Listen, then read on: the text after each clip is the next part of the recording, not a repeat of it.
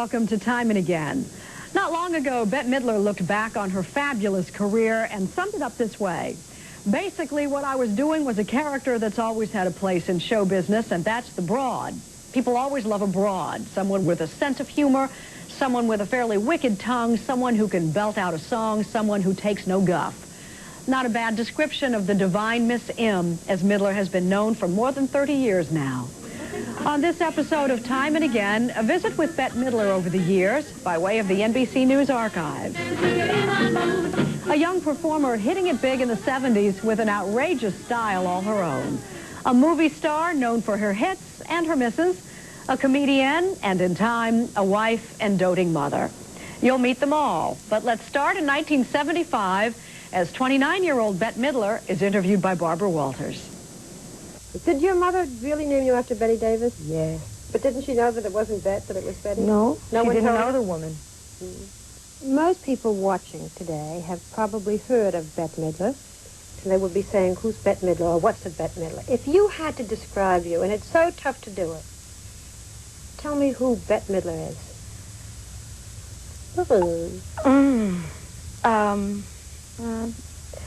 Little Jewish girl from Honolulu.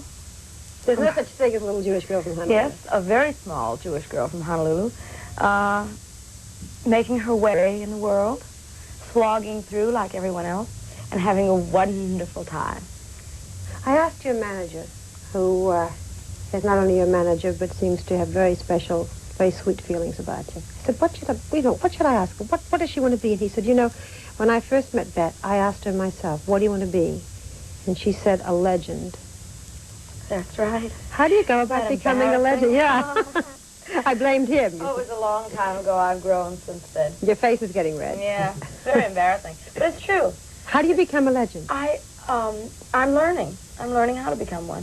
It's, I just want, it was, you know, I didn't mean exactly that my name would be on everyone's lips. What I meant was that there was a certain kind of respect that I was looking for.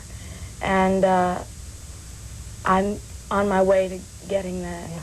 You're kind of a campy lady, too. I have a wonderful, remarkable sense of humor. It's very, it's not the ordinary sense of humor.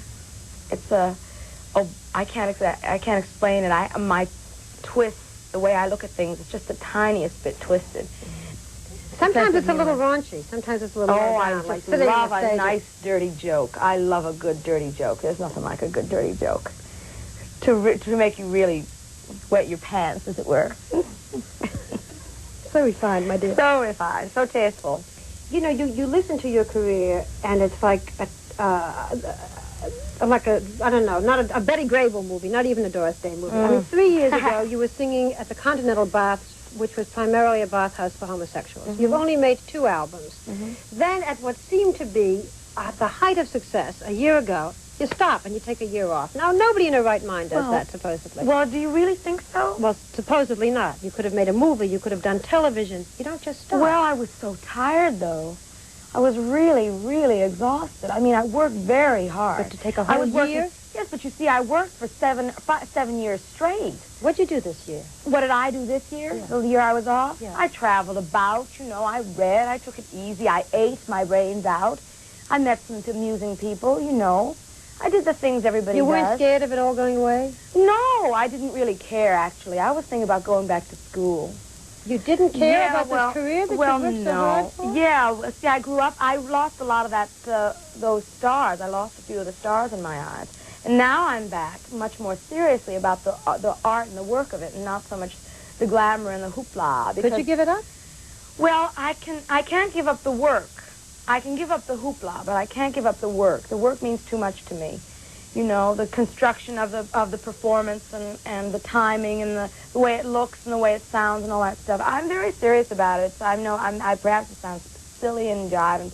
No, I think of myself as an artist, and I haven't found my métier as yet. I'm still looking. I mean, I would like to do something in this business that's not necessarily what I do. I'd like to create a little character, you know, that will change people's lives or give them something that they have lost or have never seen, like what Charlie Chaplin did with The Little Tramp. When you said you want to find something that's yours, will you find this through singing, or could you imagine giving this up and being something quite different? I could possibly be a stand-up comic. Possibly. That's the hardest, though. I mean, in all the, of all the performers, of all the areas of performing, I think stand-up comics have the hardest time and are the cruelest to themselves. If I were really bonkers, I think when I lose all my marbles totally, I'll go into that. But I haven't got there yet. Is there any man in your life? Is there anyone you're in love with? I'm mad for men. I love men. Men are just terrific. Men, not man. Men. I think I'll stop.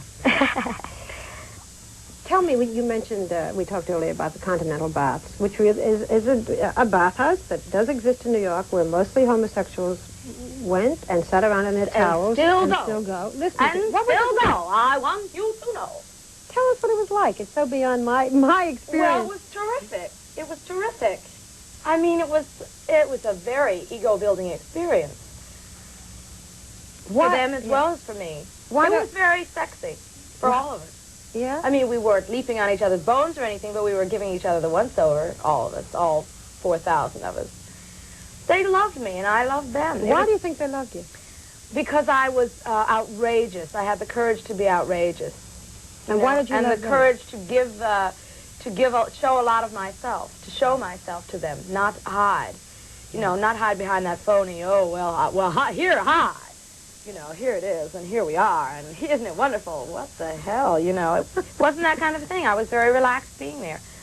When I started in the theater, which was when I was about 16 years old, there's always a large homosexual contingent in the theater, and they were always the funniest. You know, they always made me laugh. I always had a great time, and had very little fear around them.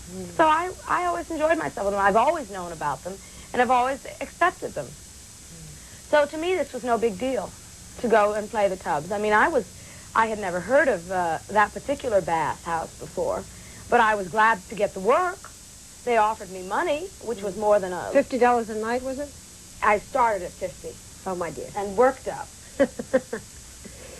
And now you're on Broadway.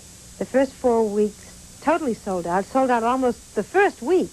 And another 6 weeks now being planned, and that I'm sure will be sold out. How does it make you feel, all this stardom, all this adulation? Is it scary?